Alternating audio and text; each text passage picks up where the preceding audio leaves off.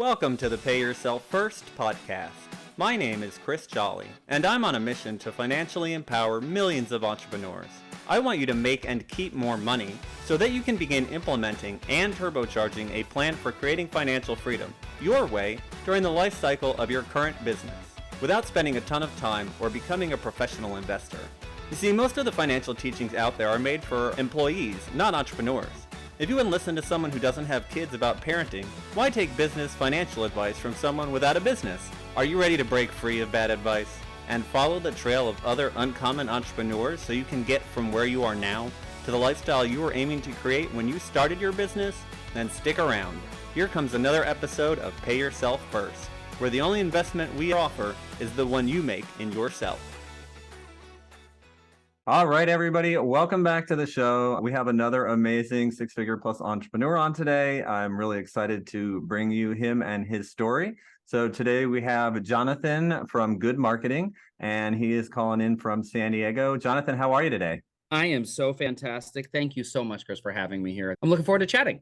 Yeah, absolutely. My pleasure. I look forward to sharing you with our audience and seeing what kind of amazing value you can bring them. I know we had a little bit to talk before the interview about what you do, and I think that your story is very powerful and you're going to have a lot of great wisdom for our audience. So before we do dive in, can you just tell everybody a little bit more about what Guud Marketing is, what you do, and who you help? Absolutely. To start it off, and do you want the long or the short version?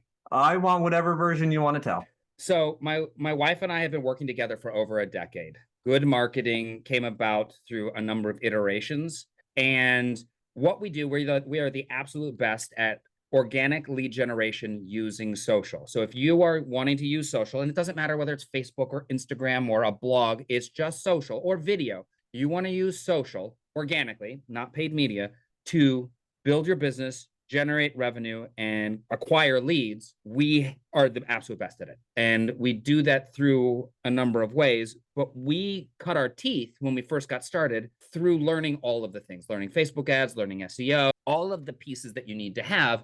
But when we started really getting into it, and our mentor, who was a 7-8 figure, like under the radar mentor, everything he did was all about generating leads. Because if you could generate leads, you could sustain a business for life. So it was generating leads, but not just, oh, I've got someone on my email list, I've got someone that likes to post. It's people that actually turned into paying customers. Because having a sea full of leads doesn't do you any good if they're not buying from you. Right. Then it's just a vanity metric. I have a list of 50,000. I'd rather have a list of 100 people that give me lots of money than 50,000 that don't give me any. And so that's really how we learned, because so much out there is about how many likes do I get? How many shares do I get? How many comments do I get? How many views do I get? But none of those things are going to pay your bills. And so what we focus on and what we do when we work with our clients and when we work with people is how to show up online in a way that is authentically you. That is you speaking your truth and how you want to show up, saying the things that attracts your ideal client. For example, if your ideal client is a firefighter in Missouri, right? If you're speaking exactly to them, you're going to attract those people when you work with us. But what's really cool about it is those that don't identify with you, that aren't resonating with you, are going to self-select themselves out. It's like a magnet. You're going to repel those people. But here's the other thing. You know how there's the fields of magnet, and there's the stuff that gets really drawn in, and there's the little bit that's closer. When you're speaking to your ideal client after working with us, what happens is the people that aren't firefighters in Missouri, but might be physical therapist in Kansas, who still is the same sort of person, resonates with what you're saying, they're going to be attracted to you.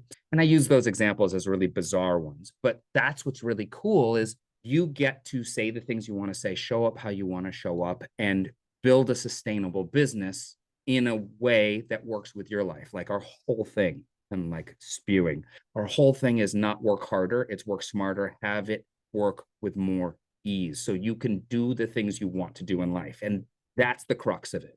My wife and I started this not so we could be marketers. We happen to be excellent at it, but it's so that we could spend our time having adventures, having fun, spending our time with our 4 kids, going to Disneyland like we just did, like taking trips, all of that. So it's like, we're not put on this planet to work a job.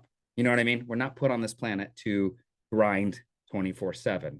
Like, what brings you fulfillment? You want to do that? Let us show you how to get that result so you can do those things you want. I love it. That alone, there's so many good points in. One of the most important things you really can do is actually to do that repelling that you were talking about. Because so many people are like, oh, I don't want to ruffle anybody's feathers, or I don't want to upset anybody or piss them off. And you need to do that. Because otherwise, like you said, you can have 50,000 people who are paying attention to what you're doing. But if they're the wrong kind of people, it's not going to translate into sales. And why waste any of your time with somebody who's never going to buy from you? And that's an interesting thing, because it's like there are some people that will never buy. They're just there taking up space. There's some people that you have to nurture into it, and there's some people that'll buy immediately. And I think one of the biggest keys is people, especially when they're getting started, is I don't want anybody not to like me. I want to speak to everybody. And it's no, like I would highly recommend like niching down to one thing, saying one thing, because I mean, there are people that can make a living selling like probably cat fluffies and talking just about cat fluffies and only talking about cat fluffies. They make a 7-figure income, right? Rather than talking about cats or all pets or all of that stuff. So it's like when you speak to everyone, you literally speak to no one. As when you speak to someone, they're going to get it. Other people are going to get it. And then the people that aren't supposed to get it don't, because you don't want them. And that's so vital, like crucial. Yeah, absolutely. Just to share a quick example. So with this podcast, we speak to 6-figure plus online business owners who are interested in building financial freedom, right? We don't get a lot of listeners who are employees. And as you said, you'll have those people who are on the edges who maybe want to start a business for themselves or are thinking about it. And so those people will listen too. But we also don't get people usually who are just right in the starting phase of their business because they aren't at that, they're pre-revenue, we're not making a ton of money yet. And so having that kind of niche and narrowed down client avatar is definitely so important for all those reasons that you said. I spent a lot of time in the restaurant industry. And when my last business in the restaurant industry shut down, it was a relief for me in the social media side of things because I don't like to be on social media. So can you talk about maybe how for people who aren't crazy about being on social media, how what you do actually helps them get more out of it while spending less time doing it? Social media has a personal aspect and a business aspect, right? So we've had clients that have come to us and said, hey, this is my social media platform that I love. Great, use it. We've had clients say, hey, I don't want to create a blog. And we'll be like, that's fine. You don't have to. They'll be like, no, I don't want to create a blog. And we're like, if you don't want to do a blog, then don't do a blog. They're like, but no, seriously, if I have to write anything. And we're like, listen, what we do works across any platform. It works from B2B to B2C. So it doesn't really matter what you do, who your client is, or any of that. It just works. And it's because it's like the Simon Sinek start with why. It's why some people are just loyal, rabid fans of Apple, right? And their products and all of that, or of Elon Musk and all of that, because he speaks to that person.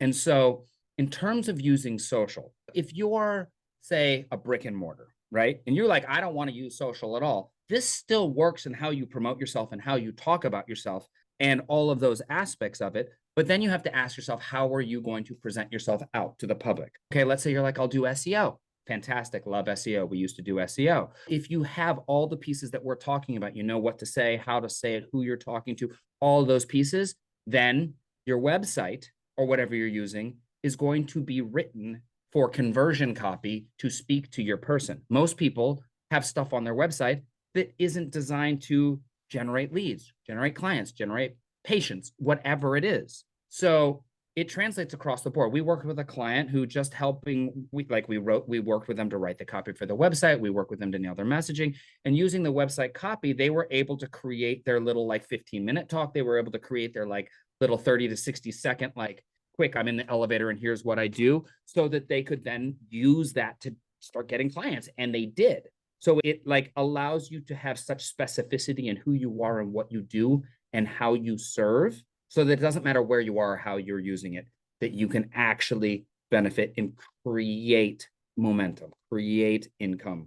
Love it. Now, for entrepreneurs who want to be able to use social media and tell their story and get their brand identity across and all that, what is your top tip for them in how they can be authentic and attract those right people to them? That is a big question. Honestly, I love that question. It's not a simple thing because it's like there's so many pieces to the puzzle. There's one, The personal work you have to do of not worrying about what you're saying, if it's right or wrong. Here's the thing. You're going to post something and you're going to get crickets on it. But guess what? Everybody's watching, right?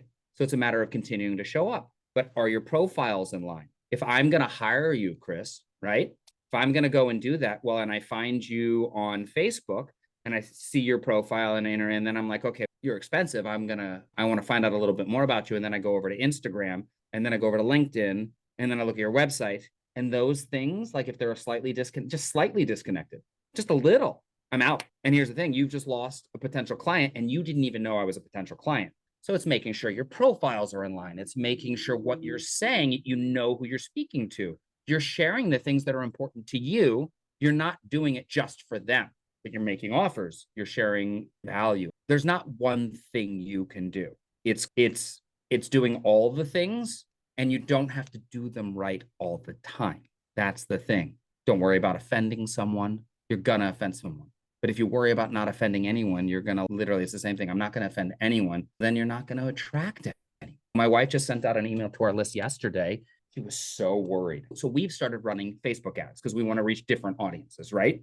Because here's the thing, your business can get to 6 figures and over with just your current social, your Facebook, your Instagram, or whatever. Like you can. But if you want to keep going bigger, you have to move to a different pond. You have to find new audiences because you'll overfish it. And then all of a sudden, it stops. So we're running Facebook ads. And so we have people that are new to our list that are getting emails for people that like have been with us for years. So it's like, she had me read it. And I was like, that's great. Send it and unsubscribe. But in it, we say, if this does not resonate with you, unsubscribe now. And the opens were great. And right away, 5 unsubscribes. And she was like, I know I shouldn't be upset, but I hate seeing this. And I was like, here's the deal. They wouldn't have bought from us anyway. Or if they did buy from us, they're not our people, right? Now, if I have a course, which we have a course, there is interaction with our clients. It's not completely self-paced, but do I want to get on with somebody and have to like work with somebody that's like totally not our people? No. Do you want to do that? No. It's like, we've all taken the client that we knew we shouldn't have. There was that thing and we're like, yeah, but the money, or I really need it right now. And you take it and you're like, oh my goodness, I should not do that. I should never do that again. I've learned my lesson. I'm either going to charge them so much that the money is so worth the difficulty, or they'll just say no. Because when you work with the wrong client, it is the biggest headache you can ever experience. Absolutely. They're always the worst clients. Yeah. Yeah, completely. Sure.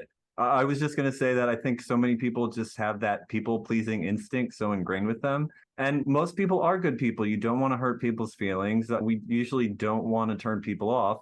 But in business, there are people who you need to turn off because otherwise, like you said, you'll end up working with the wrong person. And it takes 1 or 2 of those to never want to do it again. And I will say this, it's not go out there and I'm going to offend people. Right. Unless your business is of the I offend people business. It's say the things that are polarizing. Say the things that are difficult. Have an opinion and be comfortable in your opinion. And be comfortable with there's people that are going to disagree with it. I have beliefs that people disagree with, and then people have beliefs that I disagree with. I don't work with those people. They don't work with me. Here's the thing. I'm highly allergic to cats. I brought up cats earlier. It's non-political. It's non-religious, so we can just go there, right? I have no interest in ever having a cat because it would be miserable for me, right? So I'm not going to date somebody that has a cat. I'm not going to marry somebody that has a cat. If I go to somebody's house and they have a cat, and I don't know, I'm in a world of hurt. But if I know I'm going back there, I'm taking medication for it, but it's not something I'm really excited about. Having hair on me, bringing it into my house and all that sort of stuff. Think about that in your business, right? Do you really care? Do you really care? Are you going to ever see them again? If they unfriend you, does it matter? What is important to you? Those are the things. As you can tell, I'm very passionate about this. No, I love it. And that's great. And I have 2 cats who I love very much. And they're the sweetest things in the world. I'm glad that I get to have that opportunity and get to be a cat person. And that's the thing. That's perfect for you. And I have no begrudging for you. It works for you. It just literally wouldn't work for me. And that's okay. Right? And there's people that are not cat people and there's not dog people. They're chinchilla people or fish people. Perfect. And you know what? In your business, there are going to be people that are your people. There are going to be people that aren't your people. Would you rather try to get the people that are your people to work with you and hire you, or the people that aren't your people to work with you and hire you? The simple answer is the people that are your people, because they're the ones that are going to be more fun, more fulfilling, the easier to work with, you'll get better results. Why push a wet noodle up a hill trying to get the people that aren't your people? And people do that all day long. I'm going to get them. They're a lead. Oh my goodness, that's great. But they're not really, but they're on my list. Or they like my post. Look, you know what? No. And here's the thing that we learned very quickly. What got you to 6 isn't going to get you to 7. And 6 figures in your business, while you're like, oh, everybody's, I can't wait to make 6 figures. We made 6 figures.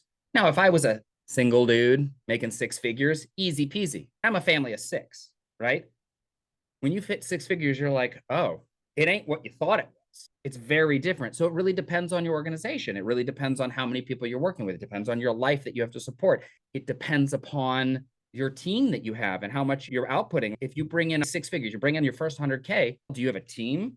So really, you're not bringing in 6 figures, plus all the tools you spend and all of those things. How much is it really? What is your profit margin that you actually take home? Are you paying yourself? For years, like we weren't paying ourselves, right?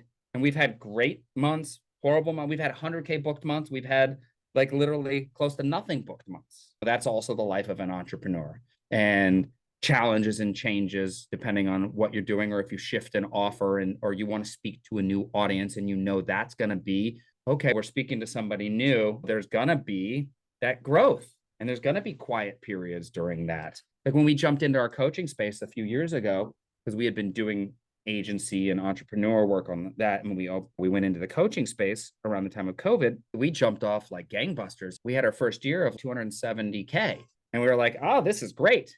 And then following year was not so good. The economy went to crap. People were holding all their chips in, and it was not a good year. And this year has been a struggle because it's still the recovery. And the coaching business over the past few years, the coaching industry has shifted a lot. And so it was like a wake-up call. It's you have to maintain. What you do one year doesn't mean it's going to happen the next year. And so there's a lot of pieces to it. It hasn't been easy, but we tend to overcomplicate things. Yeah, but I just really want to touch on how important it is what you said about that. Everybody has this idea that they're going to get their business to 6 figures and then they've got a gravy train and life is easy. And it's not that way, especially the state of the economy today, all of the inflation that's going on. 6 figures now isn't what it was 10 or 20 years ago. And half of the people who make a 6-figure income right now are still living paycheck to paycheck. If you think you're going to retire on 6 figures, I hope that your plan is to move to the Philippines or something, because depending on your profit margin, if you're making 10 or 20% profit margin, and even if you're a solopreneur and you pay nobody else, that means you're taking home, what, 20 grand at the end of the year? And I don't know who can live on that today, but at least not people in the US, right? Totally. Our goal is to have the highest profit margin we possibly can, at the minimum 50 to 60. And it's not there now, but we want to get it and streamline enough where it's closer to 80, right? Now I'm 48 with a wife who's 38. Good job, Jonathan.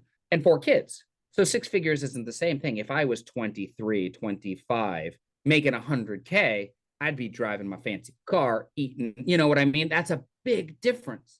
But also my bar would then become higher. Once you hit that first accomplishment, you're like, okay, what's the journey look like to the next?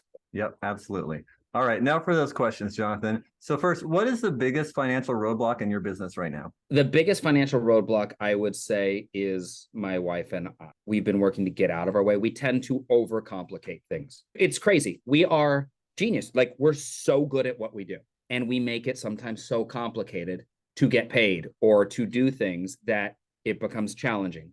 Not good with budgets. So we've been working on getting budgets. And so I would say it's those 2 things. How to keep it simple, stupid, if you will, how to stop getting in our own way. We are very much in the space of like human design and manifestation, as well as practical too. But it's like, what do we need to do to allow it to come to us without getting in the way of stopping it? And how do we do that? And we tend to be our own blocks for that, if that makes sense. Yeah, absolutely. I think most people tend to be their own blocks one way or the other. Yeah. And it's like we see dinguses doing things and we're like, what the actual frick is going on? Because we're better than them. We're smarter than them. We can do it in a different way. And it's okay. This is our path. This is our journey. And when we get to the thing, like, it's never about the destination. It's always about the journey. So when we get to this destination, there'll be another journey, but there's a reason for it. What that reason is, I can't tell you until I look back later. And so is it frustrating? Yes. Do we consistently need to do the work on ourselves? Absolutely. I think we're all limited by our own constraints, our own mindset. It's like you can't think your way out of your own box. You Yep. need somebody else. So it's like making sure we're continually doing work and up leveling and all of those pieces to change things. And I love that you brought that up because I think every entrepreneur can probably relate to that. They look at somebody who is in the same or similar business as them, who, maybe doesn't appear to be all that intelligent or all that nice or all that great of a business person or whatever. And yet they're like leaps and leaps ahead of what you're doing. And you sit there and you rack your mind and you're like, what am I doing wrong? What are they doing? And most of the time, it comes down to the work that you have to do on yourself because those blocks are subconscious. And like you said, you don't see them because you're in it. Yeah. And I also think like when it comes to it, like ignorance is bliss. Sometimes when you know too much, you're a little bit dangerous. Or a lot dangerous. And comparison is, I've done it for years. I try not to compare, but like comparison to anyone else will be the destroyer of happiness and joy. And happiness and joy and gratitude are really where it comes down to like how you're going to have the things that you want in life. If you're a miserable prick, Yeah, that just seems awful. But if you can be happy and grateful for the things you want, you can bring other things towards you. absolutely. Now, would you tell me some of your financial goals? So, what is your biggest financial goal with the business right now? And what is your biggest personal financial goal at the moment? So, biggest financial goal for the business, I would say there's a couple 100K months. That's consistent 100K months. And for family, the biggest one would be like people talk about generational wealth and all of that. And I think it's become the new term. We want to create the 100-year wealth for our family. So what's it look like for our family in 100 years, creating the wealth for them? Yeah, it's not just our kids. It's not just our kids' kids. It's what does that look, whether it's buying property, whatever it is. And so we're working into growing into that. And then I would say, honestly, because here's the thing, if we're going to be real, like it hasn't been always easy. We've got debts we need to pay. So it's like to make sure we pay off those debts, to be able to buy a house, to be able to do all of those things, there's a lot that needs to go into it. I don't want anybody to think, oh, just because you hit 6 figures or even 7 figures, it doesn't mean people aren't carrying debt. And I used to look at debt as a bad thing. Debt can be used as a tool, right? Yeah. Debt can be used as a tool to carry you through as long as you're continuing to generate income, right? So I don't care. You can look at some of the big ones like Elon Musk. He's debt all over the place, but worth so many billion, but not necessarily cash rich. So it's those pieces of it. So how do we start generating 100K months, which is what we're doing? And then how do we pay off all our debt and create that long-standing wealth? Because we weren't raised with a financial literacy. And so investing and growing that and teaching our kids and all of those pieces to it. Yeah, I love that you have a 100-year plan and that kind of thinking is just amazing. I think, like you said, most people out there didn't receive training in financial literacy, or at least not enough. And you can tell that by looking at the way that most people are with money. And there's that saying, from shirt sleeves to shirt sleeves in 3 generations, which basically means you can make a ton of money and get really rich. But if you don't teach your kids how to handle it and what to do with it and give them the importance of how to learn to make it for themselves, then by the time they get to their kids, that information will be diluted down even more. The money can be gone, and then the family's starting right back over again. Now, as far as financial freedom and like number figures aside, what does that look like to you? If you didn't have to show up every day in your business and you were making all the money that you needed and you could do whatever you wanted to with your time, what would you do? I would get an hour massage every day. Really, and I said it earlier, is adventures with my family and creating fun and creating memories and creating experiences. That's really what I think it would be. I think that's what it's all about. Like we homeschool, like 4 kids, 8, 6, 4, 2. We homeschool. My wife and I have worked together for well over a decade from home. Like no 9 to 5s. We met in restaurants, so I can relate to the restaurants in years ago in Hollywood where we met. And so I like to tell people, like my wife and I have spent more time in the 8 years we've been married, let's just say 8 years we've been married, than most married couples have spent time together that have been married for 20, 25 years, because we literally wake up, we work together, we raise our kids together, and the kids are at home. But to take away that any sort of angst or stress about the financial would be like there'd be more joy in it. And then it would be like having the experiences with our family, having the fun together. Where do we want to go? What country do we want to visit? whether it's local or far away, doing those things, because that's what it's about. Nobody's going to look back and at the end of my life and go, man, he worked hard. Yeah, I worked hard. I worked a lot. It's like you're going to be remembered for like the other things. Yeah, you can leave a financial legacy behind, and money is great because you can help so many people. But what does money mean if you can't be there for your kids because you're always working and you have to miss all of the important stuff? Or just, yeah, so many people get caught up in the finances and the dollar number and all of that, and they lose sight of what really matters in life. Money is a tool, right? So what are you going to use it for? That's just really what I think it comes down to. Yeah, absolutely. Now, as far as the business goes, Johnathan, what is one big initiative you have for this year or something that you'd really just love to get accomplished inside of the business? We have our program that we've created, and it's in the pilot stage of it. Our program, called the 7-Figure Content Blueprint, is the coursified version of our like high-level mastermind work.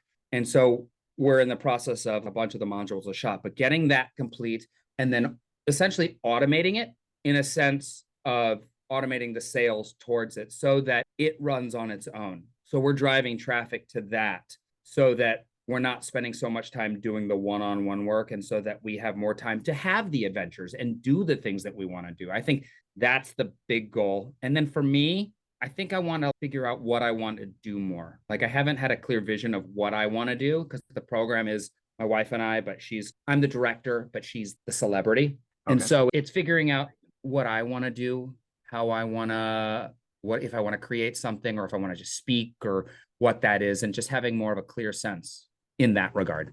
Makes sense. Very cool. All right, Johnathan, it's been an absolute pleasure to talk to you today. I know this is going to be helpful to so many people out there. So thank you for coming on and sharing your story. Now, before we go, if people want to find out more about Guud Marketing and what you do, where's the best place for them to go do that? I can give a few ways. If people want to, so we have our site. It's whatsgood.co, which is with 2 U's, which is just, it's our website. But if you want to get to know my wife and I better, and if you're looking for like high-level marketing, we have a free community. It's group.whatsgood.co, and that's our community. And then if you want to know more about our program and how you can actually use organic social to generate revenue and to generate leads and make a difference and actually have it work for you, then that would be 7figurecontentblueprint.co, and that's the program. Awesome.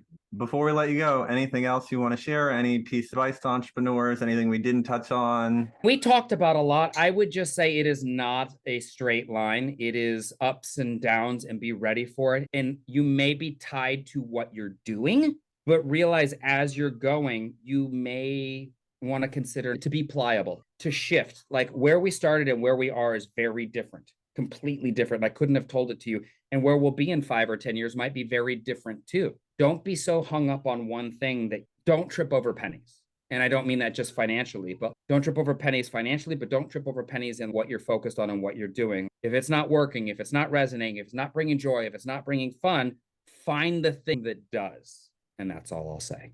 I love it. In the end, we're here to do the best we can, have the best life we can, and to enjoy ourselves, right? And so if you're spending your life doing something you don't enjoy, stop and take a look in the mirror, because you don't know how long you have left, and there's more important things than money. And yeah, find something you love to do and do it the best you can. And clearly, Johnathan, you're doing that. Thanks for taking the time to come on with me today. I just really love talking to you.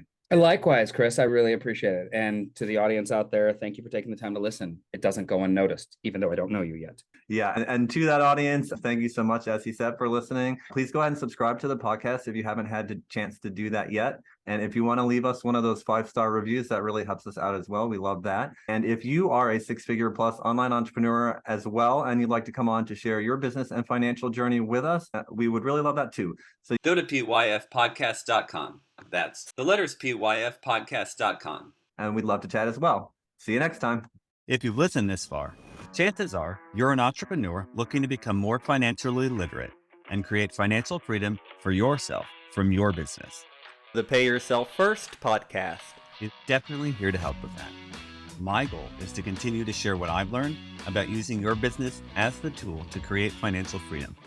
But let's face it, it would take me years to share with you everything you need to know via these episodes.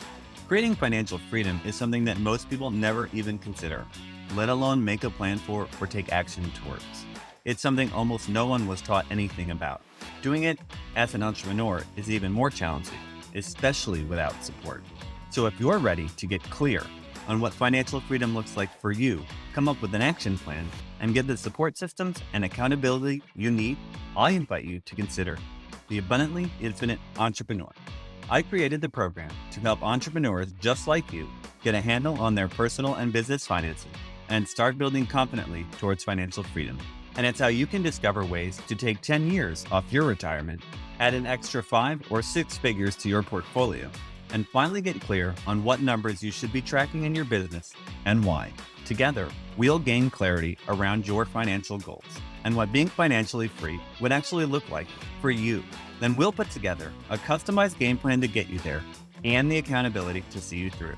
And by the way, you're also going to get all the spreadsheets you need to run your numbers, lifetime access to the materials, including any updates, and entry into our members-only community. In addition to all the knowledge, coaching, community, and systems that you need to create financial freedom from your business, you'll also receive a free financial assessment, a retirement planning session, and guided meditation aimed at helping you embody the feeling of true financial freedom. So yeah, you can just listen to the free content on these podcasts to help you move towards becoming a financially free entrepreneur. And sure, you'll likely see some results, or you can make the decision to commit to learning, implementing, and embodying what you need to know to create the financially free life you dreamed of when you started your business journey. Click the link in the show notes to answer a quick questionnaire, and you'll be on your way to joining the Abundantly Infinite Entrepreneur.